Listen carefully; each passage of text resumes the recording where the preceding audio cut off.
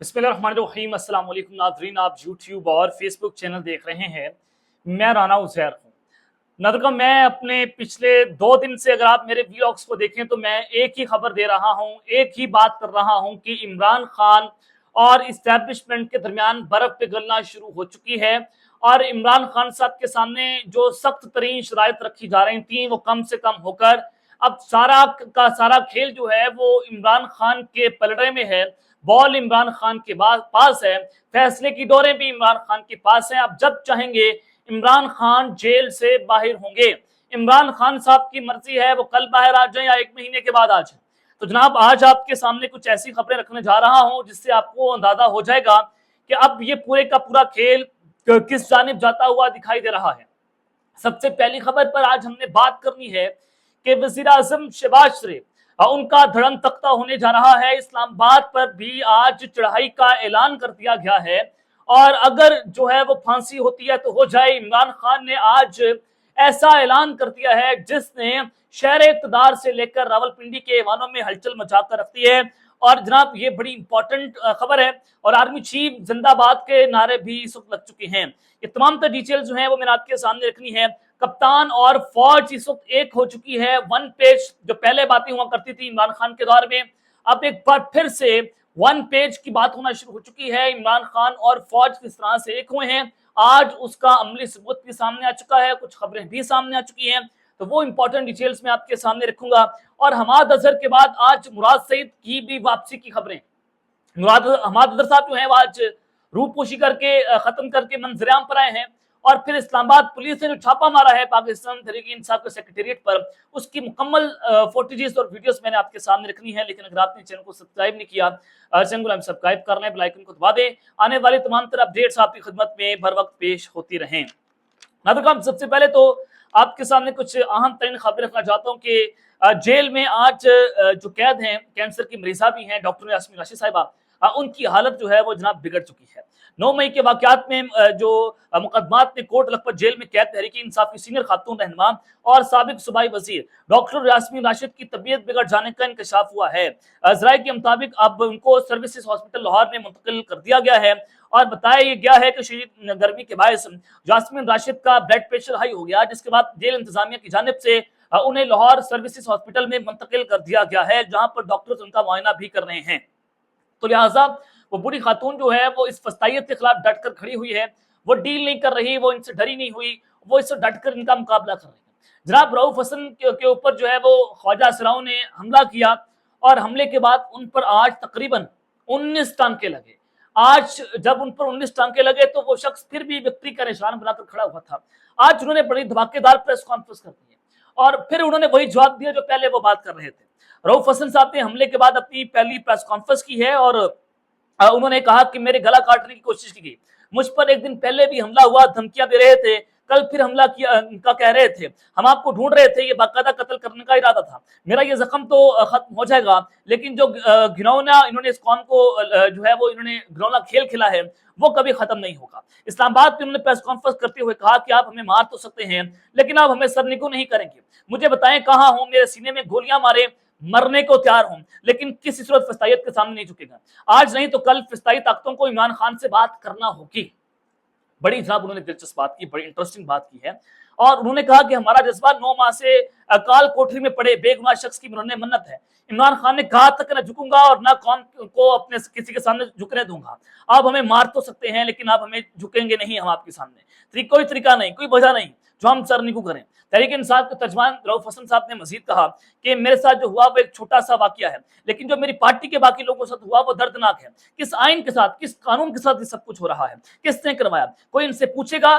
जब से पाकिस्तान तहरीक इंसाफ की हुकूमत को गिराया गया उसके बाद पाकिस्तान तहरीक इंसाफ पर जो जुल्म हुए उसकी मिसाल नहीं मिलती।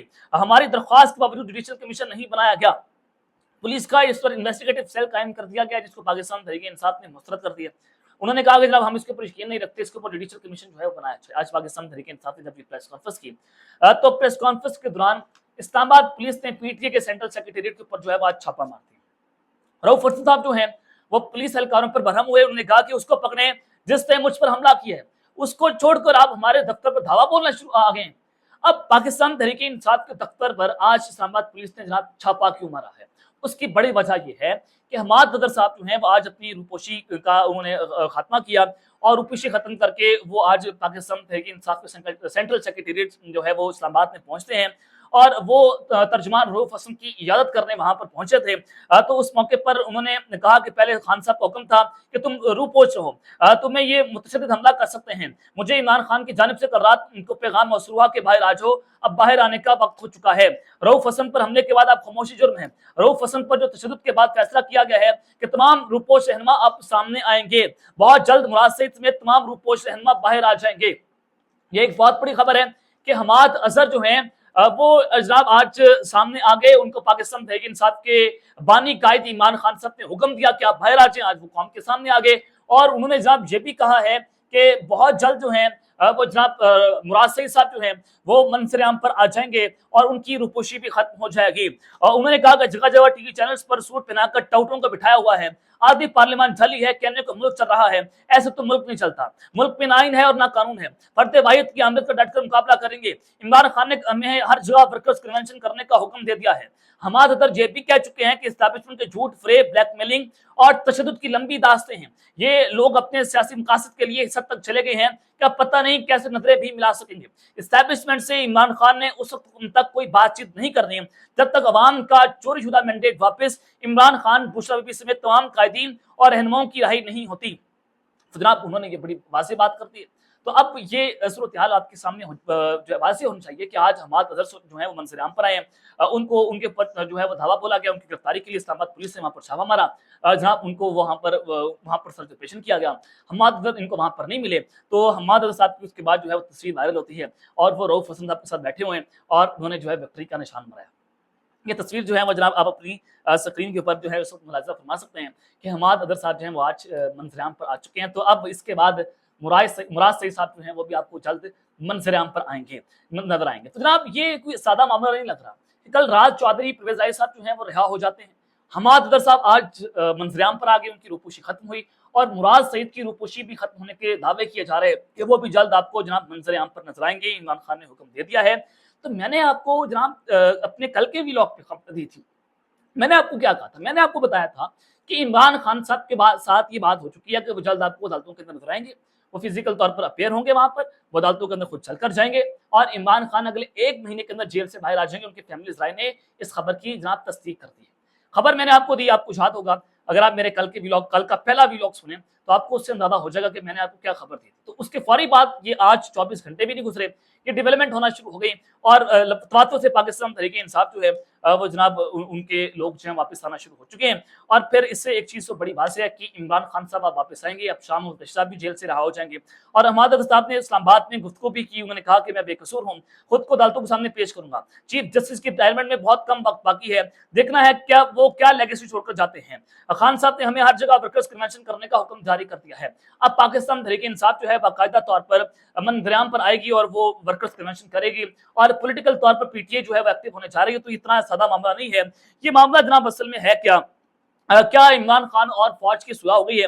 جی ہاں بالکل، عمران خان اور یہ اسٹیبلشمنٹ کے درمیان صلح کی خبریں ہیں کہ تواتر سے چیزیں وہ ہو رہی ہیں جو عمران خان صاحب کے حق میں ہیں، چاہے وہ جناب فیصلے آنا ہوں، چاہے وہ ان کی پیشیاں ہوں، پھر حماد اظہر کی واپسی، مراد سعید کی واپسی کے دعوے ہونا، چودھری پرویز رائی صاحب کی رہائی ہو جانا، تو دور سے دور کریکٹ کریں تو لگ رہا ہے کہ عمران خان اور فوج کے درمیان جو ہے وہ جناب صلح ہونے جا رہی ہے، اور پھر دوسری جانب شہباز شریف کا دھڑم تختہ اور اسلام آباد پر چڑھائی کرنے کا اعلان کر دیا گیا ہے، آرمی چیف زندہ باد۔